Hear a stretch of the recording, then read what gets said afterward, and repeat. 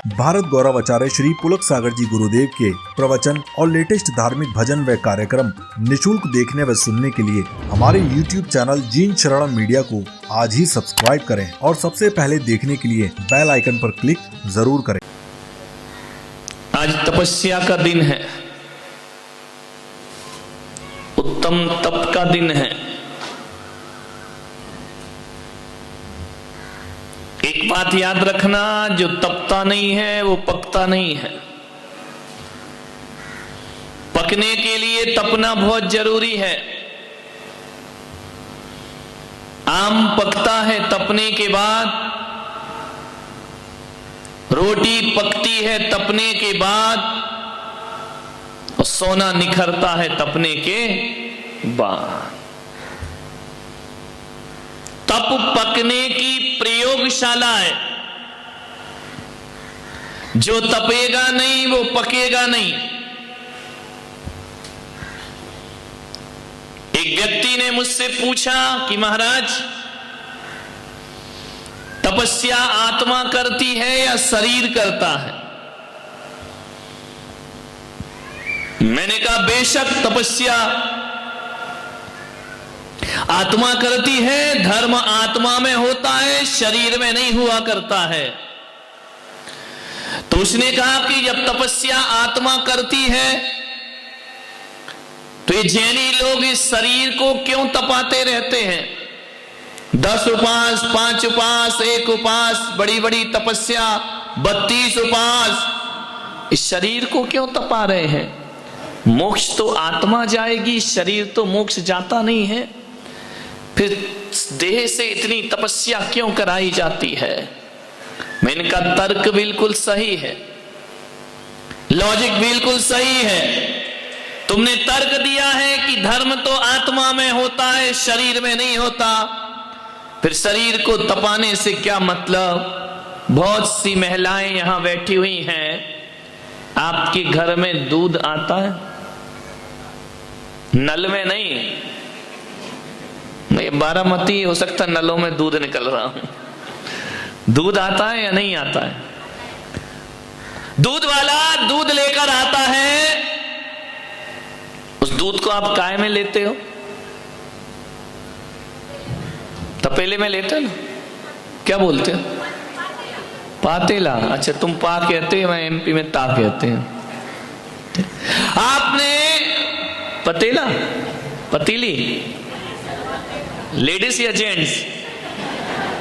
पतेला या पतीली? पतेला, यानी gent, ladies का काम नहीं है दूध में।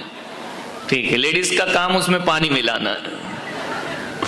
एक पतेला में आपने दूध लिया और जैसे ही दूध वाला दूध दे जाता है, आप क्या करते हैं? पहले उसको गैस में डाल देते हो, तो उसको गर्म करते हो ना। तो एक बात बताओ, जब आप दूध को गर्म करते हैं, गैस पे रखते हैं, वो पतेला है ना, जब उस पतेला को आप गैस पे रखते हो, तो एक बात बताओ, पहले पतेला तपता है या दूध तपता है? क्या तपता है? आग लगाओ, जलाओ गैस को, तो पतेला पहले तपेगा, दूध बाद में तपेगा।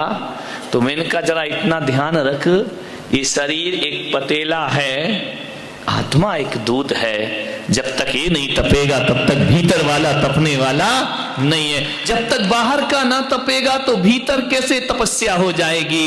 इसलिए दूध से पहले पतेले को तपना पड़ता है और आत्मा से पहले शरीर को तपना पड़ता है। तपना तो पड़ेगा, ध्यान रखना। कुछ भी कर लो, एक विद्यार्थी को पढ़ाई में सफल होना है तो पढ़ना भी एक तपस्या है। जो कुछ भी आप करेंगे, आप मंच पर एक प्रस्तुति देते हैं, एक नाटक दिखाते हैं, प्रैक्टिस करना पड़ती है, ध्यान रखना। बिना उसके आप प्रस्तुति नहीं दे सकते हैं। ये पुलक सागर नहीं है कि बिना सोचे समझे प्रवचन शुरू करते हैं, लेकिन ये भी एक तपस्या है। बोलना भी एक तपस्या है, गाना भी एक तपस्या है, चलना भी एक तपस्या है, बैठना भी एक तपस्या है, आपका अच्छा व्यवहार भी एक तपस्या हुआ करता है, आपका मधुर व्यवहार भी एक तपस्या हुआ करता है, आदमी का आचरण भी एक तपस्या हुआ करता है। आप कैसे बोलते हैं, कैसे उठते हैं, कैसे सोचते हैं, क्या विचार बनाते हैं, कैसे खाते हैं, कैसे पीते हैं, कैसे रहते हैं, कैसा बोलते हैं, ये सब एक तपस्या है। ध्यान रखिए, ये तपस्या करना पड़ेगी। बिना तप के कुछ नहीं मिलता। लोगों ने कहा ये तपस्या क्यों की जाती है, क्या जरूरी है? आत्मा को कुंदन बनाना है तो तपस्या करना पड़ेगी, सोने को निखरना है तो आग में तपना पड़ेगा। हीरे को कसौटी पे कसा जाता है, सोने को कसौटी पे कसा जाता है, तब जाकर वह निखर के दुनिया के सामने आता है। ध्यान रखिए, अंध पाषाण में से सोना निकालना है तो पाषाण को एक तपस्या से गुजरना पड़ता है। और आपको भी इस आत्मा के भीतर से यदि परमात्मा को निकालना है तो एक तपस्या का आपको मार्ग अपनाना ही उत्तम तप का दिन है। आज तपना पड़ता है। महिलाएं रोटी बनाती हैं, वो आटे का गोल गोल करती, क्या होता? लोए, नमो लोए सब साहोड़म, यानी जितने भी लोए रखे वो सब साधु हैं, उन्हें प्रणाम है ना, यही अर्थ होगा। वो लोई या लोए, लोए या चलेगा। तो वो जो बनाते आप आटे का गोल गोल करके आपने बनाया, उसको चकले में, मैं सीख गया हूं तुम क्या बोलते चकला, है ना, उसमें डाला आपने। फिर महिला एक बेलन उठाती, उससे उसको गोल गोल घुमाती जाती स्टाइल से। आदमी नहीं, आदमी घुमाएगा तो वो बनाएगा गोल गोल, चांद बन जाएगा भारत का नक्शा। ये कला केवल महिलाओं में हुआ करती है, वही बना सकती है रोटी। जब वो रोटी बनाती है, ध्यान रखना, उस गोल पीस को आपने बेलन से बेला और गोल रोटी बन गई। अब बताइए रोटी एक है या दो है? एक लोया है तो रोटी भी एक ही होगी ना। रोटी एक हुआ करती है, बेलन से बेलने के बाद भी रोटी एक है, लेकिन जब उस रोटी को उठा के किसी तवे पे डाल दिया जाता है, और तवे में जब रोटी तपती है तो वह थोड़ा थोड़ा सा फूलना शुरू होती है। फिर तवे से निकाल कर जब उसे किसी आग में डाल दिया जाता है तो रोटी ऐसी फूल जाती है जैसे महिलाओं का मुंह फूल जाता है, वैसे रोटी भी रोटी फूल जाएगी। ध्यान रखना, तपने के बाद।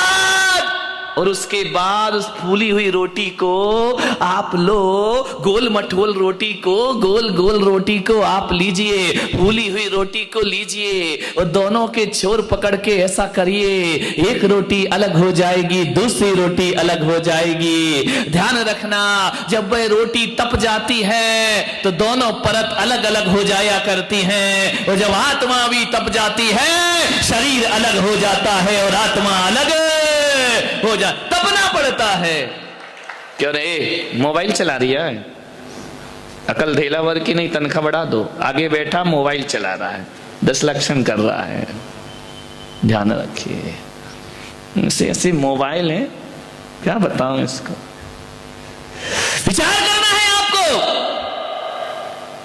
बिना तपस्या के अलग अलग नहीं हो सकते हैं। ध्यान रखना, तपना तो पड़ता है। आम मीठा कब होता है? कच्चा आम मीठा होता है क्या? नहीं, मीठा कब होगा? जब वह तपेगा। एक आम वो होता है जो तोड़ करके भूसे में डाल के तपाया जाता है, पकाया जाता है, और एक वो होता है जो डाल में ही पक जाया करता है। अरे जो एक वो होते हैं जो कोल्ड स्टोरेज में जाकर के पका करते हैं, लेकिन ध्यान रखना, जो स्वाद डाल में पके हुए आम का होता है वो कोल्ड स्टोरेज के आम का वो स्वाद नहीं हुआ करता है। उसको धूप में पकता है, वह गर्मी से पकता है। एक बात ध्यान रखना, आम पकता है, आम में मिठास यदि आती है तो तपस्या के बाद मिठास आया करती है। तपना तो पड़ता है।